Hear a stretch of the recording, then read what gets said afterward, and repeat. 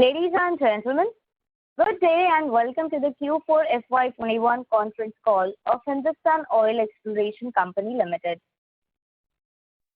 As a reminder, all participant lines will be in the listen-only mode, and there will be an opportunity for you to ask questions after the presentation concludes. Should you need assistance during the conference call, please signal an operator by pressing star then 0 on your touchtone phone. I now hand the conference over to Mr. Anuj Sonpal from Valorem Advisors. Thank you, and over to you, Mr. Sonpal. Thank you. Good morning, everyone, and a warm welcome to you all. My name is Anuj Sonpal from Valorem Advisors. We represent the investor relations of HOEC Limited. On behalf of the company, I would like to thank you all for participating in the company's earnings conference call for the fourth quarter and financial year ended 2021. Before we begin, let me mention a short cautionary statement. Some of the statements made in today's earnings conference call may be forward-looking in nature. Such forward-looking statements are subject to risks and uncertainties which could cause actual results to differ from those anticipated. Such statements are based on management's beliefs as well as assumptions made by and information currently available to management. Audiences are cautioned not to place any undue reliance on these forward-looking statements in making any investment decisions. The purpose of today's earnings conference call is purely to educate and bring awareness about the company's fundamental business and financial quarter under review. Now, let me introduce you to the management participating with us in today's earnings conference call and give it over to them for opening remarks. We have with us Mr. P. Elango, Managing Director, and Mr. R. Jeevanandam, Executive Director and Chief Financial Officer. Without much delay, I request Mr. P. Elango to give his opening remarks. Thank you, and over to you, sir. Thank you, Anuj. Good morning, everyone. Happy to connect with you all on this Q4 and annual FY21 earnings call. Jiva, our CFO and whole-time director, is with me, and Valorem Advisors, our investor relations advisors, are also on the call. I hope you all have received our updated earnings presentation. We've also uploaded that same on our website for your reference. For us in HOEC, FY21 has been a year of singular focus on B80. In April 2020, we were drilling our second well in B80 in Western Offshore, even as the pandemic wave 1 was sweeping across the country. Despite many challenges, we did not give up and completed the wells. Both the wells together flowed during testing 8,000 barrels of oil equivalent per day. Then to bring the field on production, working from home, we had to plan and source multiple long lead project materials and import equipment from many parts of the world. Finding no suitable vessel in India, we mobilized an expensive new generation DP vessel to lay the pipelines and a construction barge to execute the project during the limited weather window. We could complete the mobilization and commence the project execution only in March. As the installation works were in full swing, second wave hit us. We again did not give up. We continued by implementing a strict COVID protection code, including incurring additional costs and time. We had completed over 95% of the work that pushed us into rough weather window of May. Finally, when just 1 week work was required to install the convoy, we received the warnings of Cyclone Taukte and immediately evacuated all our men and vessels to safety. We waited and remobilized again post the cyclone, not wanting to give up, but the weather was rough and visibility was poor. We finally had to give up. I am narrating this to share our deep sense of disappointment. We promised we would deliver, and we did not. All I can say is we tried our best, but failed to achieve the target date. The convoy now is safely docked for the monsoon season. Post-monsoon, we will remobilize the marine spread, install the convoy, connect it to the FSO, and commission the process facilities to deliver first oil in Q3 of this year. At Dirok 2, challenges on the ground of running safe operation during a pandemic year continue. Our first priority has always been to ensure safety of our personnel and the facility.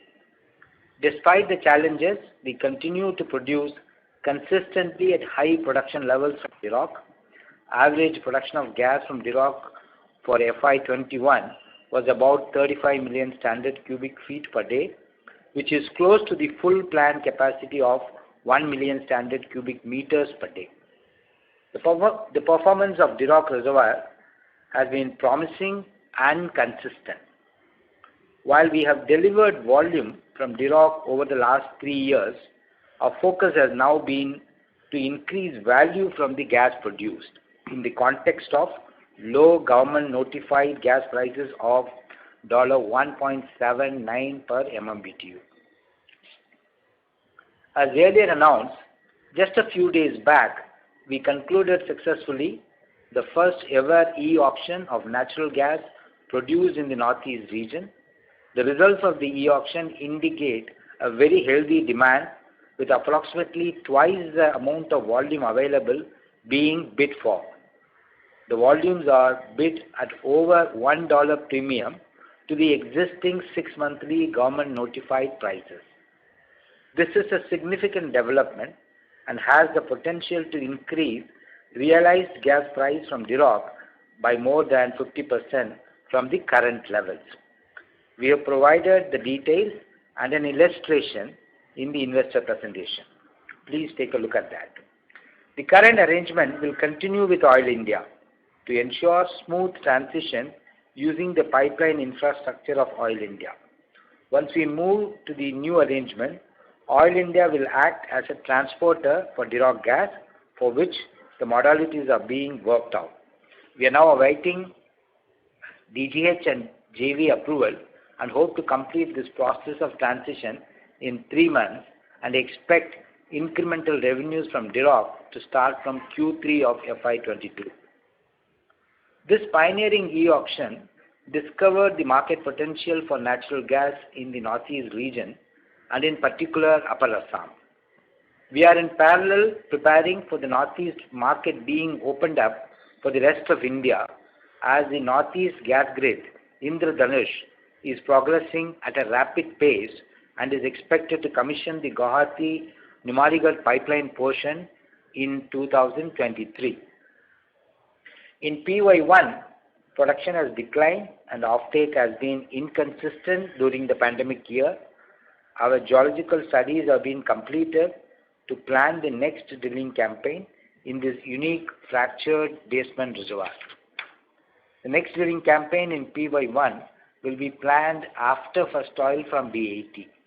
Although the current production from PY1 is very small, we are hopeful of bringing the field back to producing to its potential after the drilling campaign.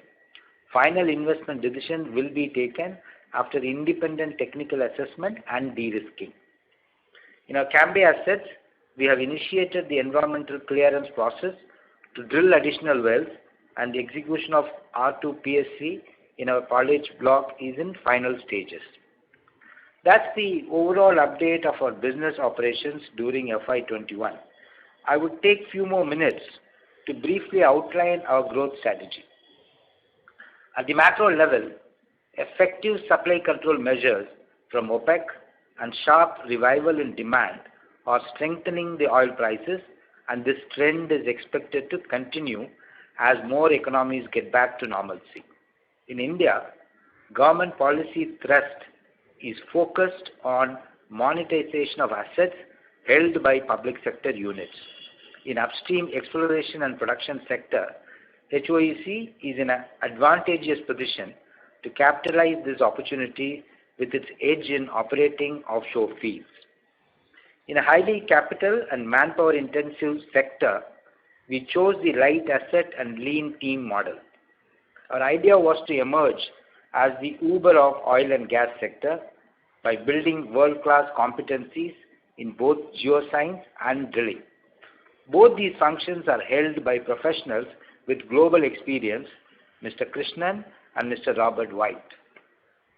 We chose Expro UK as our strategic partner to build, operate and maintain oil and gas process surface facilities both in Duroc and in B80.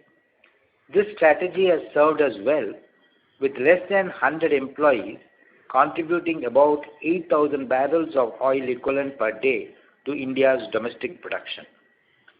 Developing discovered resources field in B80 in a pandemic environment during a limited weather window has been a significant experience. We gained expertise in Western offshore and learned a few lessons too.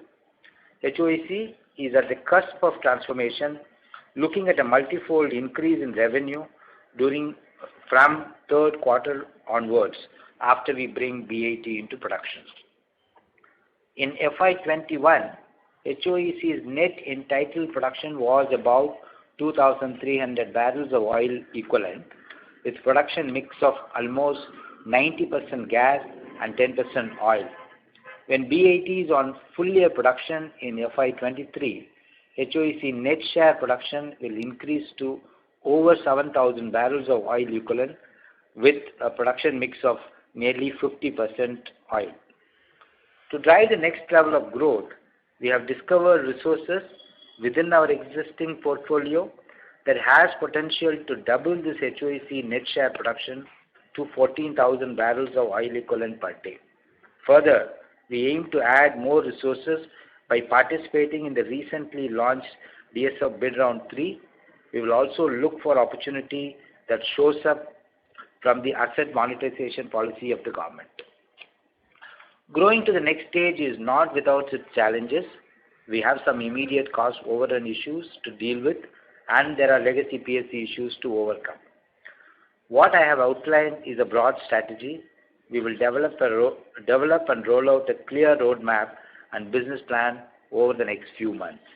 I now invite Jiva to share the financials.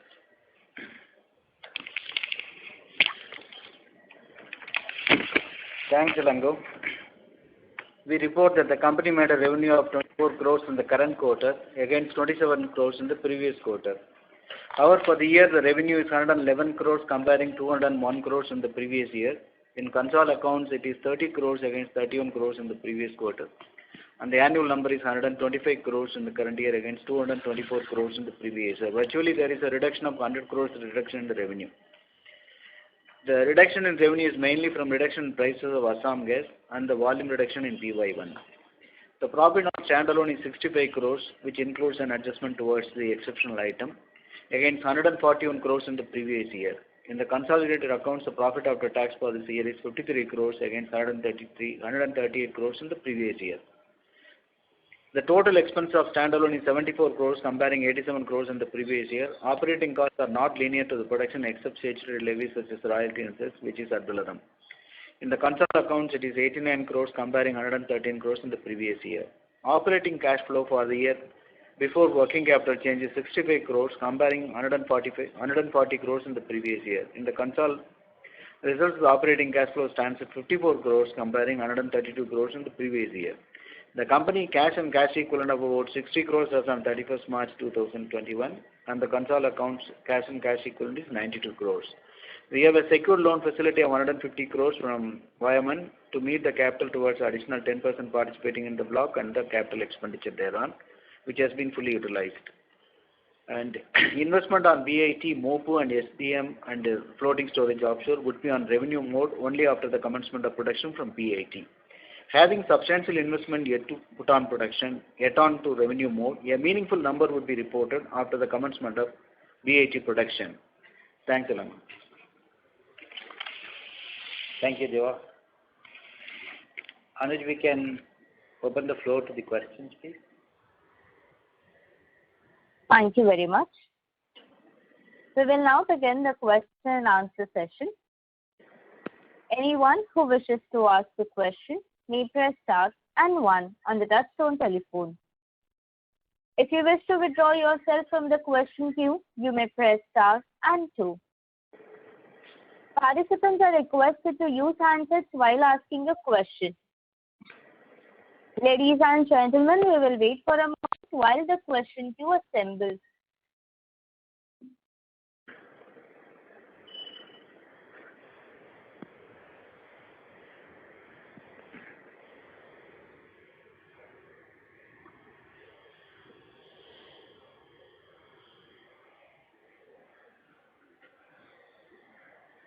The first question is from the line of Hardik Jain from Whitestone Advisor. Please go ahead. Yeah. Good morning, sir. Thanks for the opportunity. Sir, in your opening remark, you mentioned a statement where you said that both the wells were tested and they flowed 8,000 barrels of oil equivalent per day. Can you just elaborate on this? Yeah. So we drilled 2 wells, which is D1 and D2 in B80. We tested these wells, and both the wells will produce both oil and gas, in oil and associated gas. So overall, both the wells together, we during testing produced 8,000 barrels of oil equivalent per day.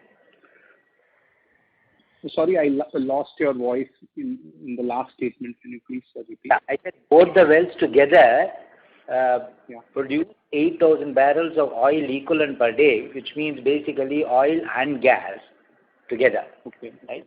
So okay. So when we said that it flowed, that means we tested it, and then correct. So the probability of us not getting that much quantity of oil and gas reduces after the test to a great extent. Correct. Okay. And sir, now when we see in our balance sheet, the capital work in progress is around 275 crores, and we have 1 week's more work that we have to do, installing the CAMBOY and FSO. So how much more investment will be done? So overall? The total investment in the project, including all the facilities, because we have a model of outsourcing at the field level, resourcing at the corporate level, we will have an investment about $100 million there onto it for our 60% investment. And the additional investments which we are now looking for it, how to optimize the cost with the existing facilities in that vicinity, or we have to mobilize the additional facility from somewhere else. Once we have a clear idea, we will be able to estimate the cost properly. It will not be more than $2-3 million. Okay. And so my last question is regarding PY1, because the production in the PY1 has been erratic for last few quarters. So is there a possibility where we'll have to take some write-off, or it will impact our balance sheet because the asset is not efficiently producing? I have nothing in the balance sheet. Virtually I've got only $12 million over an investment of $383 million made in the block. So, okay, so the pending cost that remains towards the PY1 is only $12 million. A little more than $12 million. If you want me the exact number, it's about 90 plus crores. Okay. That's it. Thank you, sir. Thank you. Thank you. The next question is from the line of Rohan Shah from Alpha Enterprises. Please go ahead. Yeah, thank you for taking my question. I had a question on the survey that we were about to publish on B80. So any update on that status? And I also had a question on PY1. I noticed in the notes in the results this time that the extension has not been granted for the next decade. So, any idea when that will happen, and any idea of, is there any risk that this may not happen? Yeah. Okay, let me answer the PY1 question first. The government has rolled out an extension policy under which there are 2 important criteria. One is related to the economic life or remaining economic life of the field, which the contractor has to demonstrate through a field development plan, which we have submitted and got it approved as well.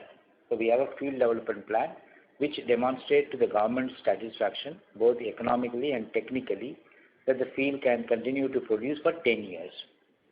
The other requirement is the contractor should not owe any amount to the government. So we have an issue on the method of calculating the royalty. So that matter has been referred to the Dispute Resolution Committee. So on that basis, the government has been giving us ad hoc extension. This is a method government is following in respect of almost all the blocks where the production sharing contract has come to an end where there is a subsequent extension is involved. So we don't see any risk in securing that extension. Once this issue is resolved, I think government would extend it for us next 10 years. Okay, great. On the question of BAT, I think you are referring to the reserve studies. We told earlier that we've engaged the GCA to do the reserve estimate. Now, finally, GCA required the field to be on production to confirm our full model as such. But meantime, we had thought we will complete all the facilities and bring the field on production during this quarter. But with this delay, we've got an initial report which we have taken into account while doing our own assessment of the reserves, which will be published as part of the annual report. So okay, great. Yeah, thank you. I look forward to reading it in the annual report. Thanks. Thanks. Thank you. The next question is from the line of Tejas Shah from Unique Stock Growth. Please go ahead.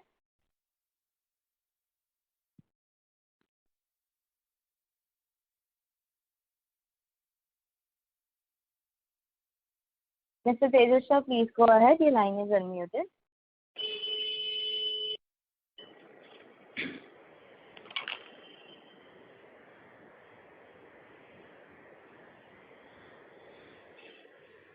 Mr. Tejas Shah, may we request you to unmute yourself? As there is no response, we'll move to the next question, which is from the line of Sunil Jain from Nirmal Bang. Please go ahead. Yeah, good morning, sir. Two questions from my side. Hello. One is related to the postponement of start of production. So, how much cost overrun will be there because of that? Okay. Now, as you all know that we were in the field till mid-May or third week of May. Since then, been under lockdown, we just began our few of things. Can you hear me now? Yeah. Yeah. We will complete the total cost assessment and we will quarterly call. Yeah. Okay. Sorry to interrupt, sir, but your voice is breaking.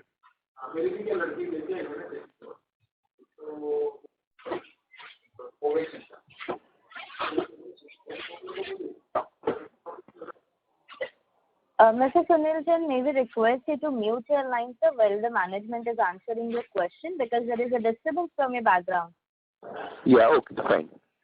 So, my second question is related to e-auction in Dheerok.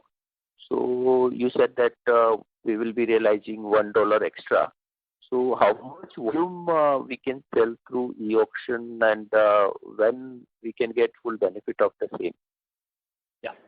So we went for the e-auction with the full volume under two categories. One is what is called firm commitment.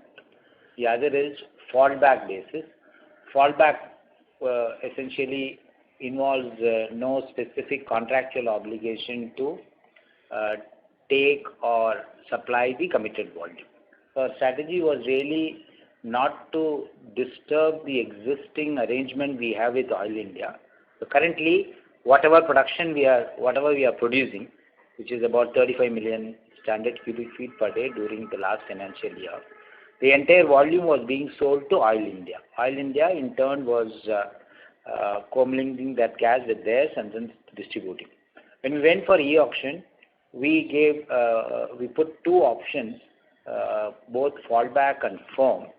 On the firm basis, we have received bids for 30% of 1 million cubic meters per day, which is roughly about 10 million standard cubic feet per day. Whatever we are producing, 30% can be sold on a firm basis on a $1 premium over the government notified prices.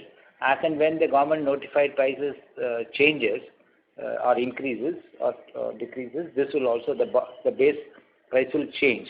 But at every point in time, there will be a $1 premium. That's a firm committed one. The fallback got bids for almost 70% of the volume. In fact, the total volume demand we received was close to 2 million cubic meters, which is double what we had, close to double of what we offered. Those will be on a fallback basis, which means we will stay connected with those customers, and whenever they have a demand, this gas will be diverted to meet that demand. Once again, the premium under fallback is higher, ranges from about $1.25 million to $1.75 million over the government notified prices. So on an average, we expect to basically clear the entire volume through this method. Of course, fallback doesn't have any specific obligation. Whenever there is, they don't take, it will be delivered to Oil India. So the whole purpose was to, before we go ahead and expand the capacity of Duroc facilities, we wanted to test the market and discover a market price. Obviously, what we have got in return is demand has been confirmed for almost 2 million cubic meters per day, which is 70 million standard cubic feet per day, and the premium of more between $1 to close to $1.75 per MMBTU. So overall, this quarter we will be doing all the transition because we don't own the pipeline to the customer facilities. We'll have to use the Oil India pipeline by paying some tariffs to them. So we are in that process. So from Q3 onwards, we expect to commence the sales under this methodology and realize better prices over and above the government notified prices, which should be minimum $1 more. So you said Q3 you will be starting this process of gaining additional. Yes. And whether you need to, Oil India will have any objection to this or any? Oil India being our joint venture partner, they hold 40% stake in Duroc, right? They are also co-sellers. So we were able to persuade them that this is in the best interest of all the parties to realize better market determined prices. Unfortunately, Oil India, for the gas that they produce, they cannot sell it at a price other than the government notified prices. So everything is being done with full support and cooperation of Oil India. Okay. Yeah, great. That is true. And once the prices increase from 1st October of notified price by the government, so we will be getting additional $1 for that 30% committed. Correct. Okay. Great, sir. Okay. Thank you very much for clarifying. Thank you. Thank you. The next question is from the line of Ladesh Gandhi from Discovery Capital. Please go ahead. Hi, sir. Just had a question with regards to your BAT. Just to clarify, do you guys have externally certified reserves that you have received, and are you going to be sharing that in the annual report, or this is your own internal estimate that you'll be sharing in the annual report? In the annual report, we'll be sharing our own internal estimate, which is verified by the external party. Okay, so this is effectively equivalent of a certified reserve, is it? Yeah. The reserves in the annual report will indicate the total reserves held by the company across all its assets. The BAT one, which forms the material majority of it, has been independently verified by the independent third party. Yeah. Got it. And so, but any reason we are holding off until the annual report, if it's already ready, any reason we aren't already sort of disclosing it? So normally we announce we disclose the results. That is the practice all the companies also follow along with that of the annual report. So we just wanted to follow the same practice. Okay, got it. And just so I understand, this actually, I mean, the dollar higher price is applicable on how much percent of your Dheerok production, and for how long is the agreement, given it's starting in Q3? And let's say, as expected, there will be a revision in prices in October, which are being indicated to be reasonably higher, 50 to 70% higher than where they are right now. So then will it be a dollar higher than that amount?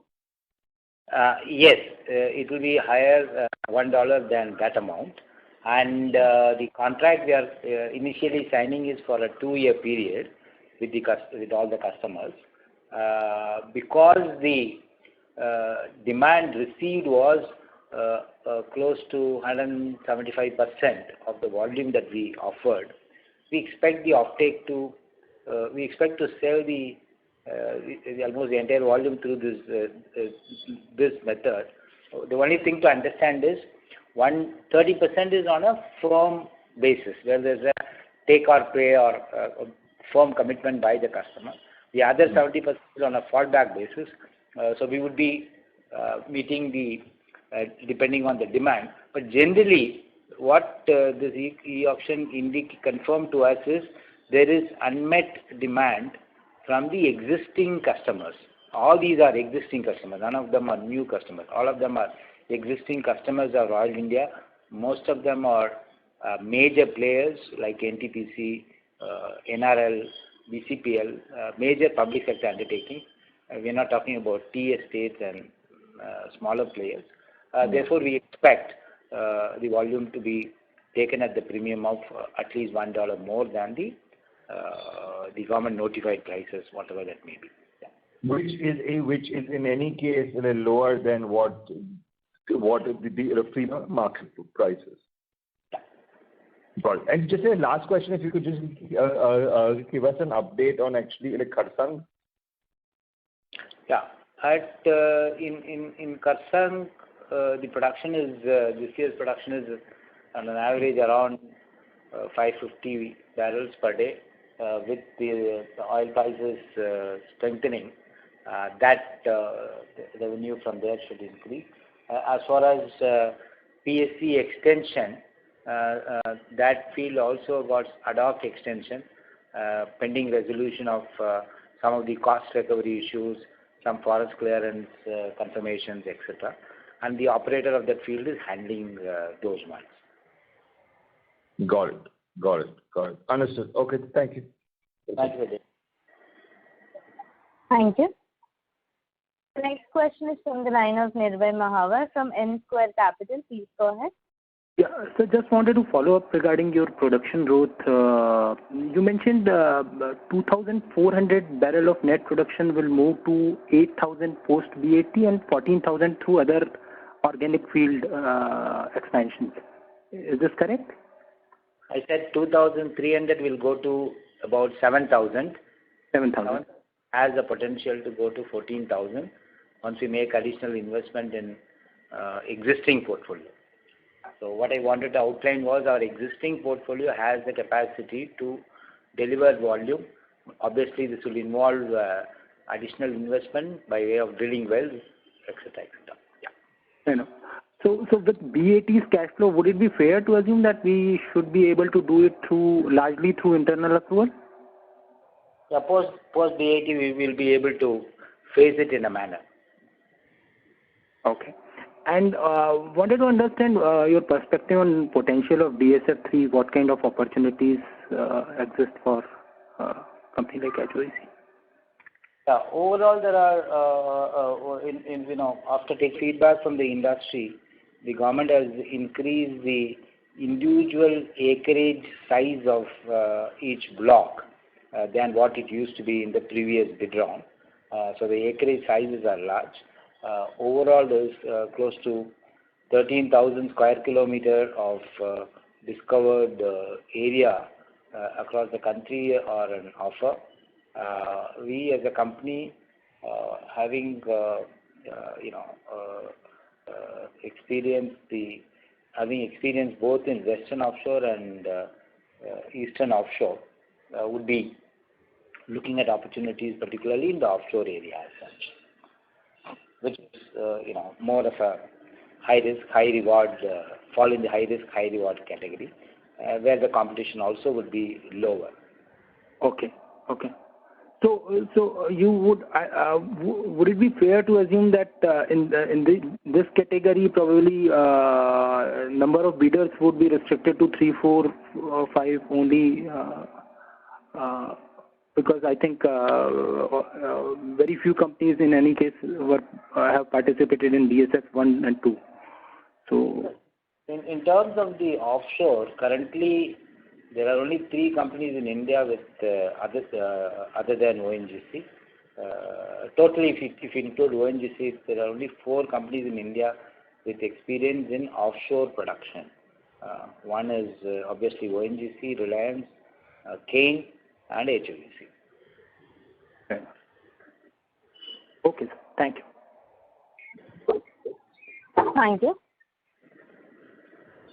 Request to the participants to please limit your questions to 2 per participant. If you have a follow-up question, you may rejoin the queue. The next question is from the line of Rakesh Parekh from Barclays. Please go ahead. Yeah. Sir, thanks for the opportunity. Sir, can you throw some light on the marketing plan for BAT gas? I mean, have we done any firm tie-up by now? Yeah. On BAT, one of the important things when you do market dive-up, particularly through the e-auction mode, one is the government policy now makes it mandatory that you can conclude gas sales contract only by following a e-auction route. And one of the requirements in e-auction is really about when will you specific date, volume, quantity, and some quality aspects as such. Now, having done the e-auction exercise for Diroc, we've got the whole template now, and within a matter of 3 weeks, we'll be able to complete the whole e-auction process and conclude the buyer. In terms of the infrastructure, the gas pipeline from the mobile offshore process unit has already been connected to the ONGC's existing pipeline. That hot tapping work has been completed, and ONGC's pipeline would take the gas all the way to Hazira, and Hazira is the delivery point.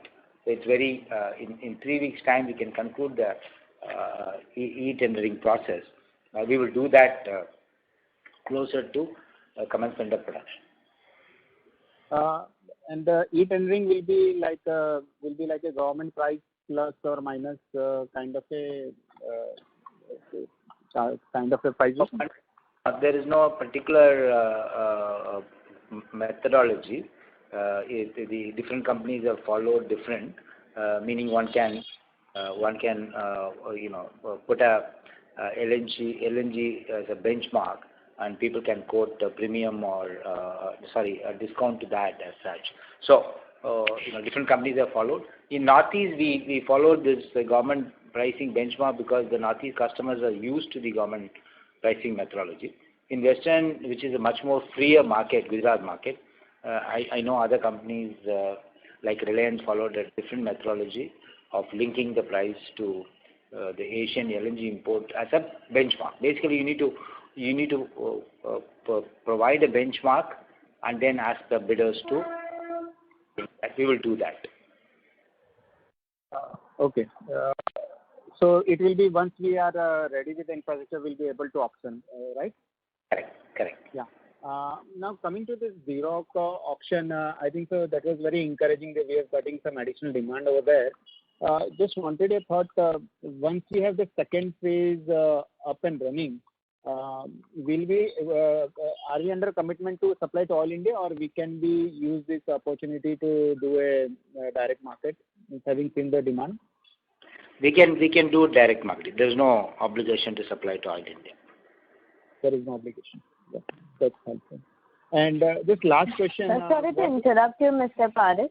May I request you to please rejoin the queue? We have participants waiting for the turn. Sure. Thank you so much. The next question is from the line of Tejas Shah from Unique Stock Growth. Please go ahead. Can we understand the quality of oil and how much it will be at a discount to the Brent for the BAT? The quality of oil is pretty close to Brent. So we expect the discount. We have not done the full benchmarking. The discount will be a minimum discount. And what is the now average price realization we are looking at, and what will be the revenue, if you can tell me in Indian rupees?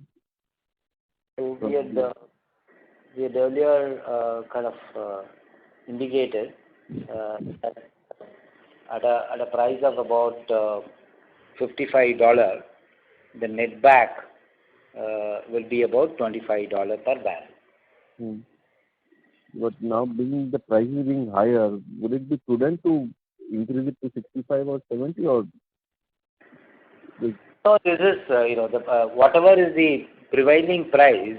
See, the crude oil prices would be determined based on the prevailing international market price at that point in time, right? In Q3, whatever is the prevailing price, whenever we sell the oil, we will get that. So it's generally the companies take a longer term view on that, and it's basically anyone's take on what price one want to continue.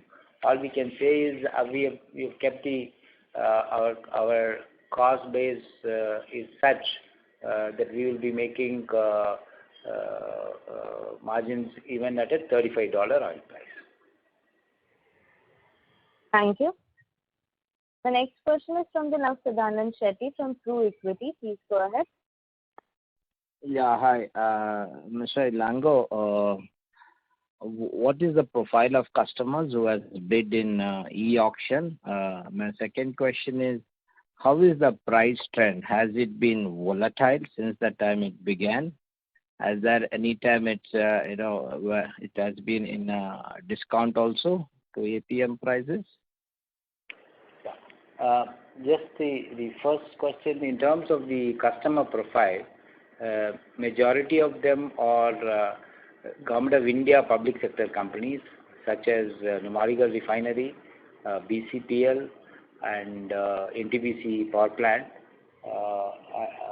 and fertilizer plants. So the customers are all, majority of them are, and there is state government power companies also, but overall it is all central public sector undertaking. All of them are currently drawing gas from Oil India, and Oil India has a track record with all of them, and all the facilities delivery facilities are already connected, stay connected as such. In terms of the movement, we have not yet commenced the sales under this model. We just closed the e-auction bidding few days back. We will complete all the transition formalities, but the structure of pricing is such that every 6 months the government will notify the government notified prices, as it was happening April to September and then again October to March. On whatever be the notified prices, which are notified dollar per MMBTU basis, there will be a premium of $1 over and above that price. So there is no fluctuation for that 6 months period.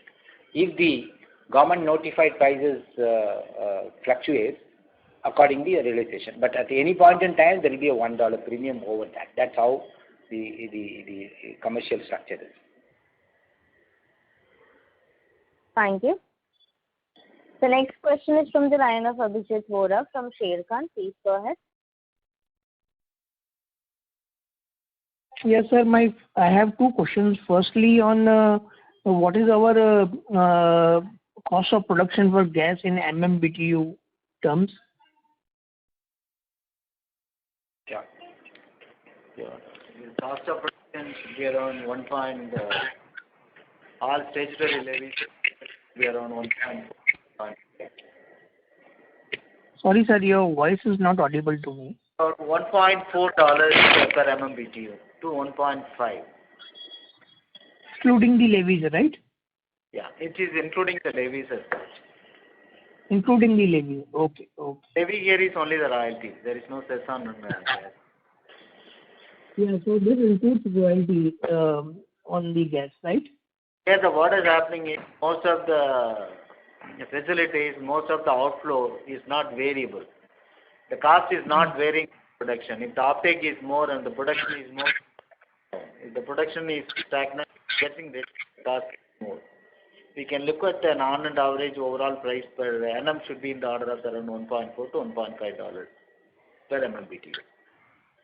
Okay. And my second question is that you guided on that your potential to increase your overall production to 7,000 barrels of oil equivalent per day from 22,000. Sorry to interrupt you, Mr. Vora, but we cannot hear you. Your voice is coming muffled. Yeah, just hold for a minute. Can you hear me now? Yes, please go ahead, sir. Sir, I just want the timelines, when we can achieve or production guidance which you gave for 7,000 barrels of oil equivalent per day, and that can further go to 14,000. Yeah. See, the 7,000 barrels of oil equivalent per day will be achieved as soon as we bring in the B80 onto production. Okay. From 7,000 to 14,000 would require additional investment in different fields, and as I said in my remarks, we will come with a roadmap and plan for that. Thank you. The next question is from the line of Anik Mitra from Sonata Research. Please go ahead. I hope I am audible. Hello. Yes, please. Yes, sir, you are. Thanks for taking my question, sir. I have a question. You mentioned regarding Kharsang oil production that is around 550 BOPD. Sir, you were doing some drilling, you have a plan for doing some drilling of 18 wells over there, right, sir? So it will be the total production will go to 1,700 to 1,800 BOPD, right, sir? So correct. What is the timeline for that? Yeah. So right now, the PSC extension part is only on ad hoc basis, pending some resolution of some past cost recovery issues. That is being addressed. Post that, the JV will decide on the timeline of that. Kharsang is not operated by HOEC directly. It is by another operator in which we hold the stake. Okay, sir. And I have another one question. If I'm not wrong, there was some dip in price in Assam, which impacted full year revenue. Correct. Sir, can you please throw some light on that? How the price came down, as you have some base price declared by the government. So is the premium got affected, or how the premium got affected? What really in Dirok, whatever gas we had been producing, we sell it entirely to Oil India, and Oil India in turn sell it to its own customers. And Oil India can buy and sell only at the government notified prices. Now government notifies the prices every 6 months based on certain international benchmark. So if you look at our presentation in the last slide, we've given the range of prices over a period of time. Just give me a second. So, for example, in October 2014 or April 2015, for that period, the price was government notified prices was $4.66 per MMBTU. So over a period of time, particularly from mid 2016 onwards, it has reduced, and right now the price that is prevailing from April to September 2021, government notified price is $1.79 per MMBTU. To address this issue only, we went with this e-auction, which has thrown us a premium price of roughly of $1 million over and above this. in October 2021, government will revise once again based on their formula, the prices, and typically gas prices kind of catch up with the oil prices with a lag. So we expect even the government notified prices to increase. In whichever scenario, we will get $1 more premium to that. Thank you. Thank you. The next question is from the line of Deepak Goradia from AM Investment. Please go ahead. Sir, you mentioned that it appears that more or less the sale of the oil will be at an always based on auction only. Is it that the policy which is going to remain more or less? Yes, the government wants market-determined prices to be determined through a transparent e-auction basis. That is the policy of the government for all across India, for any player. And this auction and all which we do we do on site only or how it works? Mr. Goradia, we are sorry, but your voice was breaking, sir. This issue. Sorry, Mr. Goradia, but we cannot hear you. Hello. Can you hear me? Hello. Yeah, you can repeat the question, please. Sorry, the line of Mr. Goradia got disconnected. We'll move to the next question, which is from the line of Ashwin Reddy from Samatva Investment. Please go ahead. Yeah, hi, good morning. Thank you for the opportunity. I have two questions. Firstly, regarding the capex for the next 6 months. So what would be the total cash outgo you foresee in the next 6 to 9 months?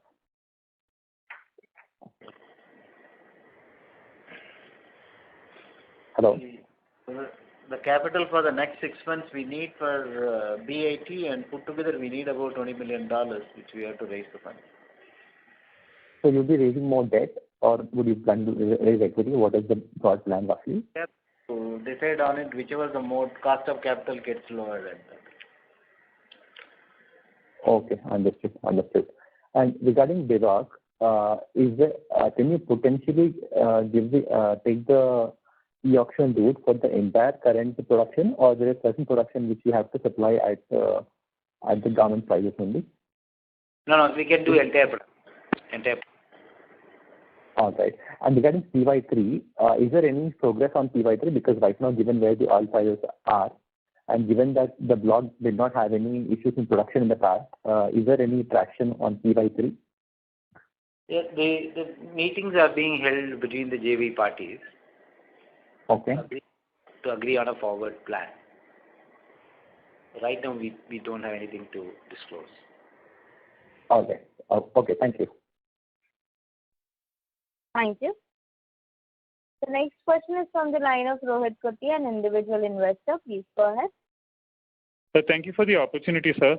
So I just want to know, over the last 5 years, you have always focused on one big project. First, it was Dirac, then we had PY1, then we had BAT.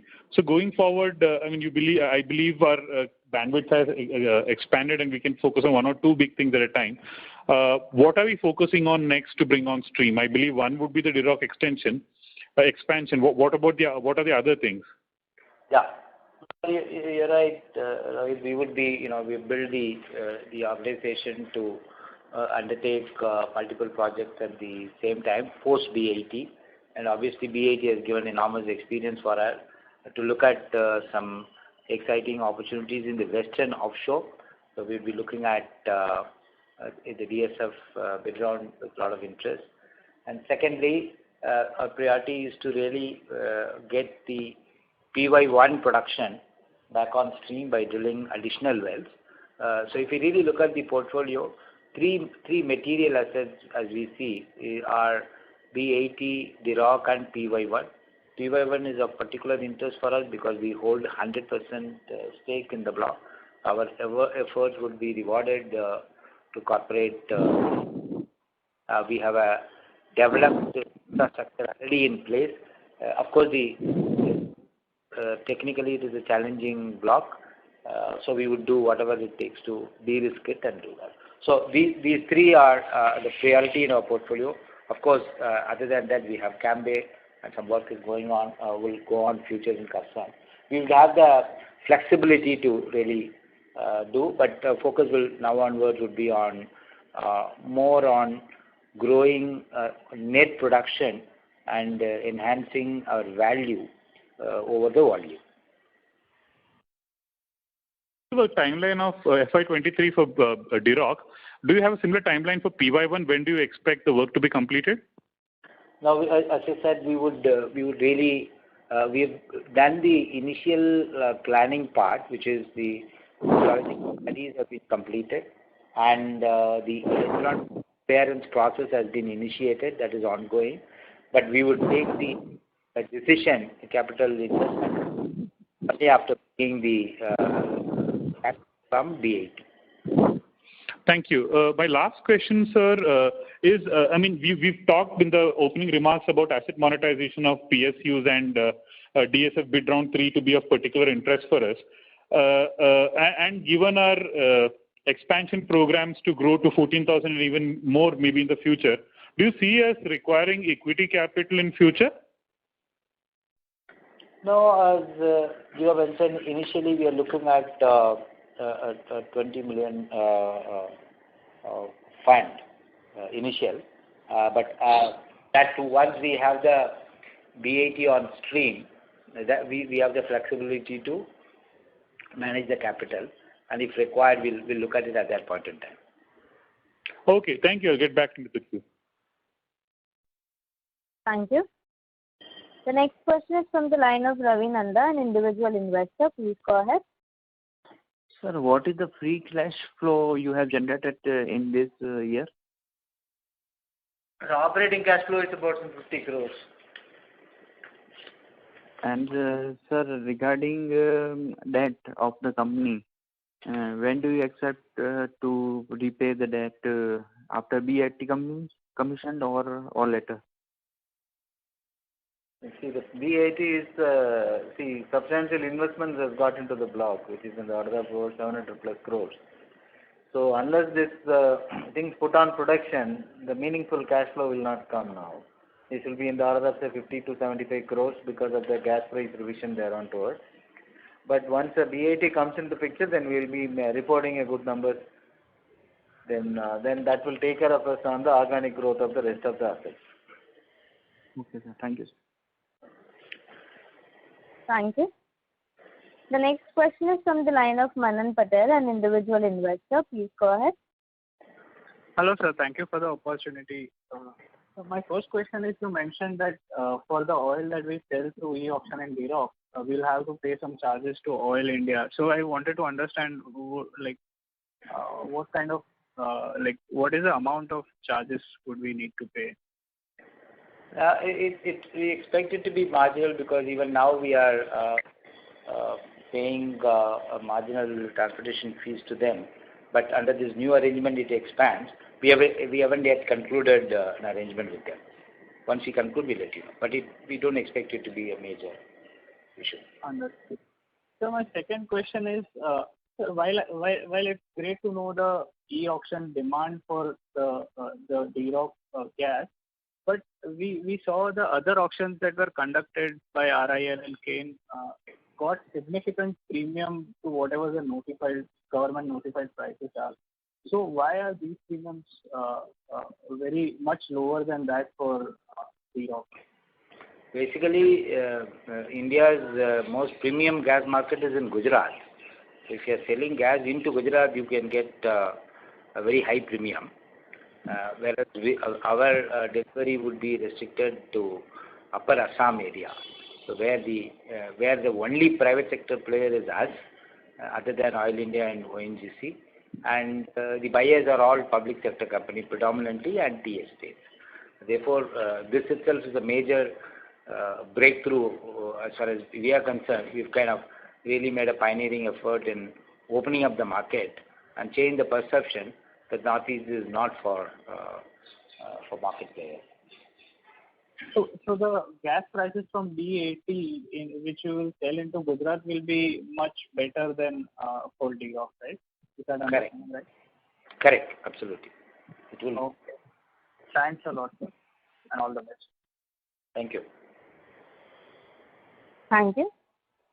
The next question is from the line of Sharad Sharma, an individual investor. Please go ahead. Hi, sir. Good to be a part of the journey. Hope you can firm up a dividend policy getting into the next couple of years. So, a quick question. Did you have any disruption in April, May, given there was a significant lockdown? Can you spend a moment on Kerem development? I don't see anything on the deck. And what is your best estimate of the October MMBTU pricing estimated, given that June is almost over and all factors should be known by now? Thank you. Yeah. First of all, on Kerem, we are still the PML, the petroleum mining lease, has not yet been granted by the government. It is still correspondence are going on between the Arunachal Pradesh government and the government of India. So that's why we did not give any update. The PML is going. Our effective date on all commitments starts only after the PML. Your second question on the gas price, government notified gas price from October, not really, we've not done any calculation at this point in time. We have not really done any work on that. What was April, May? Any disruption, sir? April, May? Yeah, in terms of the offtake in PY1 got disrupted during this period. We'll share the details along with the quarterly results. Got it. And hope the dividend policy can be firmed up, sir. Yeah, sorry, Dirok. Thank you. And Dirok, sir, you were saying something. No, I said Dirok was continuing. Thank you, sir. All good luck and look forward to participate in your success. Thank you. Thank you. The next question is from the line of Rikesh Parekh from Barclays. Please go ahead. Yeah. Thanks for the opportunity. Sir, can you just share what will be our capex plan for FY22 and also the funding arrangement for that?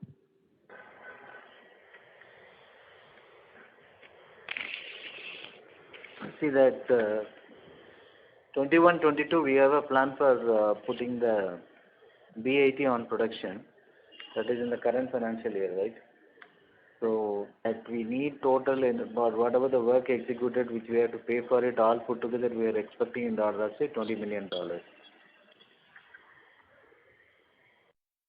And this will be largely funded or internal will be? We have some internal accrual. We need to get some funding done, which we are working on it at the moment. Okay. Thank you. That's it. Thank you. The next question is from the line of Pankaj Chanda, an individual investor. Please go ahead. Two questions. One is, what would be our, discovered and, the proved and developed reserves? I mean, last balance sheet showed 26.5. So, is there any change in that? And what would be the breakup of the two in terms of proved and probable out of the 26.5 that was reflected last year? Yeah, we'll disclose this as part of the annual report. Okay. Yeah. And so presently, and second is, presently PY1, our revenues are zero, or we are in the current quarter there is some revenue on PY1? No, there is some revenue. We are doing small volume. What I said was there were disruptions in between due to pandemic as well. So is it because of demand there were disruptions, or there was some technical issues? It's actually both. Okay. But have you overcome the fractured field issues that you've been facing, Yes, we've already stated that to revive PY1 production, further investment in drilling wells would be required. So currently, whatever little, we are continuing the operation. Okay. And the Vipam part at PY3 is continuing, or how is it progressing on that for PY3? No, PY3, we are not the operator. We are a non-operator. We participate in the discussion. So, as and when a firm plan is announced, we will share with that. Okay. And for B80, your present estimate is 4,000 barrel equivalent on when you start, or would it be higher than that? We said 8,000 barrel of oil equivalent, and that will be from the start. Thank you. The next question is from the line of Tejas Shah from Unique Stock Growth. उसने आपकी call को hold पर रखा है. As Mr. Tejas Shah placed the call on hold, we'll move to the next question, which is from the line of Abhijit Vora from Sharekhan. Please go ahead. Yes, sir. I have one follow-up question. What will be the mix of the oil and gas production at like 7,000 BOPD? Yeah.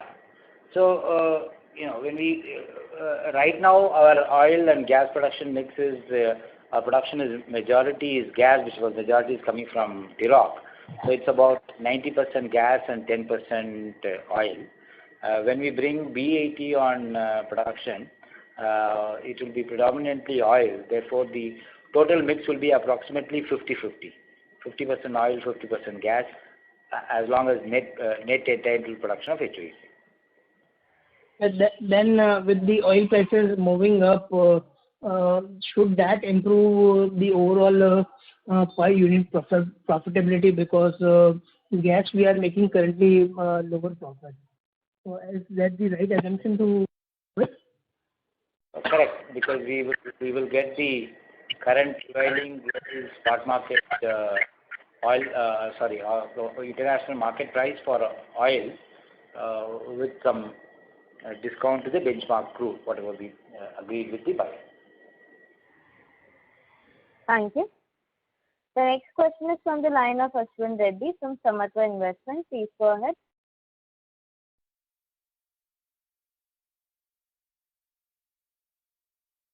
Mr. Ashwin Reddy, please go ahead. Your line is unmuted.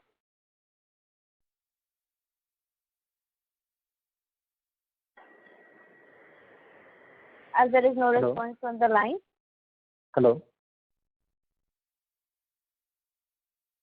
Mr. Reddy, are you there? Yeah. Hi. Sorry, this is something to do with the connectivity. Yeah.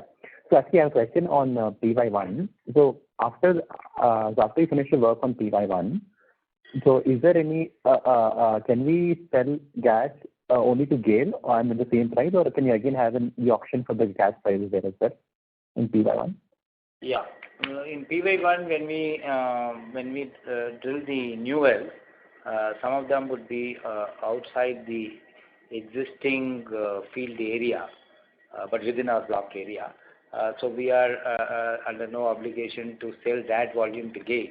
But whatever we drill within the existing producing area, that will be sold to GAIL under the existing contract, which fetches a price of $3.67 per MMBtu. That's a fixed price.